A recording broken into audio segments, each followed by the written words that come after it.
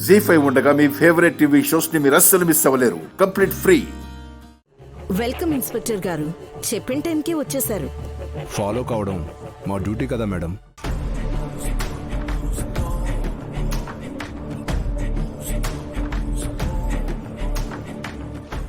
అన్నా, హడావిళ్ళు చేయడం మర్చిపోయాను. నిన్నే సుమన ఆడపిల్లకి జన్మనిచ్చింది. సంతోషం అమ్మా. ఇంటికి రాగానే శుభవార్త చెప్పారు. నేనే నీకు గుడ్ న్యూస్ చెప్పకపోవచ్చు.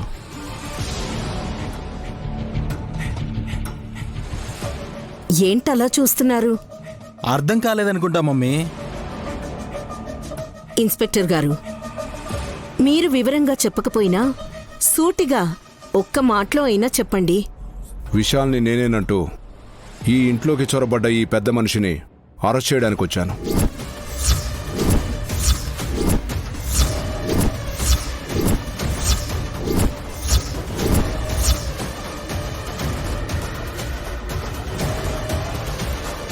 ఇన్స్పెక్టర్ గారు, నేను విశాల్ని. మీరు నమ్మరు. మీకు కావాల్సింది ఆధారాలైతే ఎలాంటి పరీక్షలు చేస్తానన్నా నాకు అభ్యంతరం లేదు.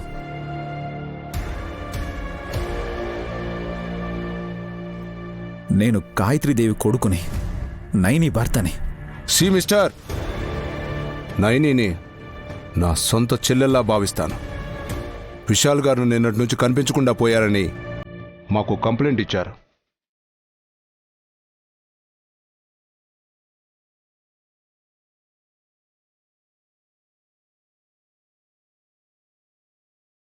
నేనే విశాల్నని మీరు నైనిని ఎలా నమ్మించారో మాకు అనవసరం. స్టేషన్కైతే నడవండి. ఎంక్వైరీ చేశాక నిజానిజాలు బయటపడతాయి.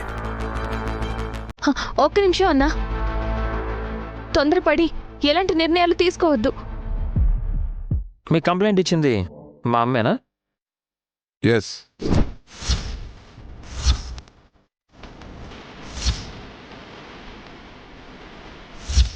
మీ ప్రాబ్లం ఏంటమ్మా నాకు అర్థం కాదు. వదిలే నమ్ముతున్నాక మీ అనుమానాలు ఎవరికి కావాలి? నేను కూడా డౌట్ పడుతున్నా.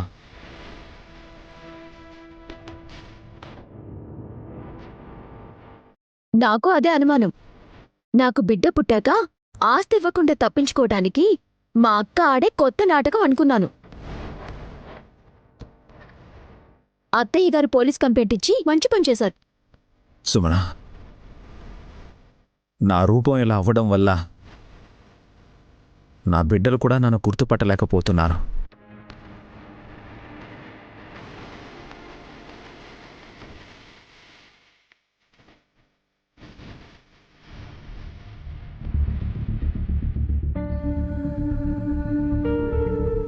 నేనెంత బాధపడుతున్నానో మీరు అర్థం చేసుకోవాలి.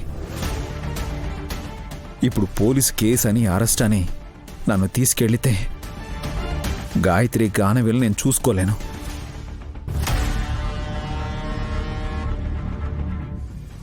ప్లీజ్ అమ్మా, నా పరిస్థితిని పబ్లిసిటీ చేయకండి.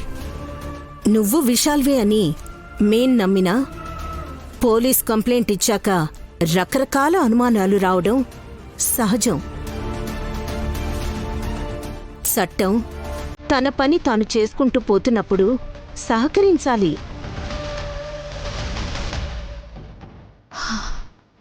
పోలీస్ అన్నా, ఒక్కసారి మీ రివాల్వర్ ఇస్తారా? ఎందుకమ్మా?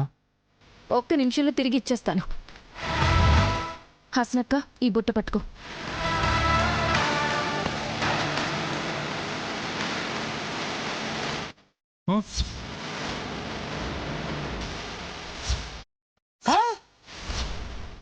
చెల్లి, అయ్యో,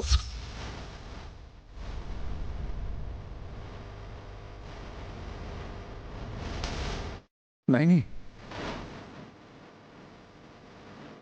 నైని, అరే అక్క, వదిన ఏం చేస్తున్నారు? అమ్మ నైని, నైని ఏం చేస్తున్నావు నైని? ఎవరు అడ్డుపడకండి బాబుగారు. మమ్మీ మమ్మీ లేదు డమ్మీ లేదు, పక్కకెళ్ళండి. ఏయ్ అడ్డుపడితే బుల్లెట్ ఎక్కడ దిగుతుందో కూడా తెలీదు, జాగ్రత్త. అక్క, అత్తయ్య గారు ఏం చేశారని నువ్వు రివాల్వర్ గురిపెట్టా? చెప్పండి అత్తయ్య. అమ్మ నైని, పొరపాటున ట్రిగ్గర్ నొక్కితే మేడం స్పాట్లో చనిపోతారు. పొరపాటు ఎప్పుడు చేయనన్నా, అనుకున్నానంటే ట్రిగ్గర్ నొక్కేయడమే.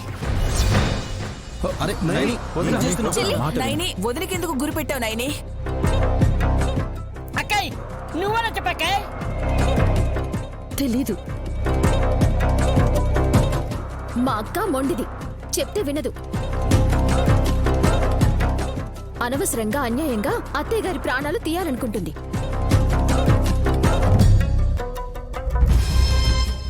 ఇదిగో అక్క, ఇంట్లో ఒకరు పోతే నాకు ఆస్తి ఇవ్వటం మళ్ళీ వాయిదా పడుతుంది అనుకోకు. హే ఆపు. ఎప్పుడు చూసినా ఆస్తి గొడవేనా నీకు? అమ్మా నైనమ్మా, మారణాయుధాలతో ఆడుకోకూడదు. ఆట కాదన్నా ఇది. మీ మధ్య ఉండే వైరంతో చట్టాన్ని చేతిలోకి తీసుకోకూడదమ్మా. మా అత్తయ్య నోరు విప్పితే మీ రివాల్వర్ మీకిచ్చేస్తానన్నా. ఏం చెప్పాలి? ఆయన నా భర్త విశాల్ బాబు గారు కాదా?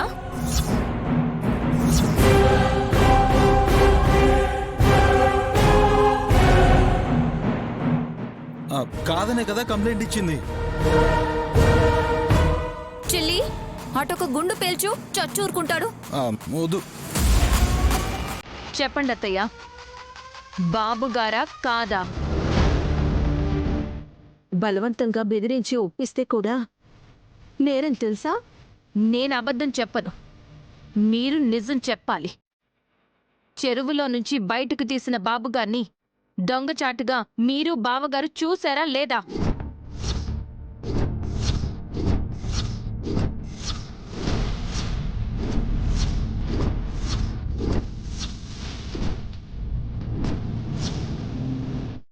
బ్రో మీరెందుకు వెళ్ళారు?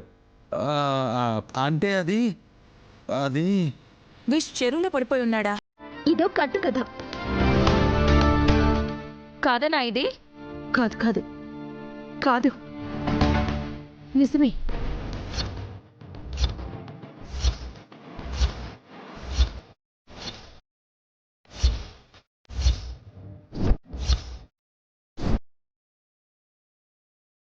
ఏంటత్తయ్య మీరనేది? అవును, విషయాల్ని వెతుక్కుంటూ వెళ్ళిన నైనిని మేం కూడా ఫాలో అయ్యాం. చెరువులో నుండి బయటకు తీసిన ఆ చాపలో విషాల్ ఎందుకలా అయ్యాడో మాకు అర్థం కాలేదు. ముందు నమ్మలేకపోయాం, ఇప్పుడు నమ్ముతున్నాం.